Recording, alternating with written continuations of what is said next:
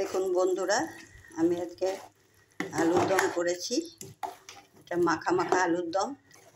আমি সব মশলা দিয়ে একসাথে মাখিয়ে বসিয়ে দিয়েছিলাম, অল্প অল্প আছে। এটাকে আলুটাকে একটু ভেজে নিয়েছিলাম অবশ্য। ভেজে নিয়ে তারপর সব পেঁয়াজ, আদা, রসুন, গোলমরিচের গুঁড়ো, হলুদের গুঁড়ো, লঙ্কার গুঁড়ো আর দিইনি, গরম গোলমরিচ দিয়ে করেছি।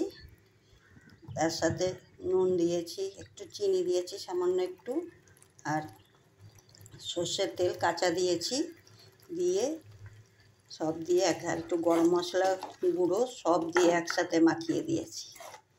তেজপাতা একটু গুঁড়ো করেই দিয়েছি বেটে, আদার সাথে রসুনের সাথে বেটে দিয়েছি, আর পেঁয়াজটা কুচিয়েই দিয়েছি। দিয়ে এটাকে রান্না করেছি। খুব সুন্দর হয়, একবার এইভাবে আলুর দম বানিয়ে খাবেন, দেখবেন খেতে খুব টেস্ট লাগে। মাখিয়ে চুখিয়ে আলুর দম কষা কষা সব দিয়ে মাখিয়ে এমনি করে একবার বানিয়ে দেখবেন। এটা হচ্ছে লঙ্কার গুঁড়ো দেইনি, এটা গোলমরিচ দিয়েই করেছি।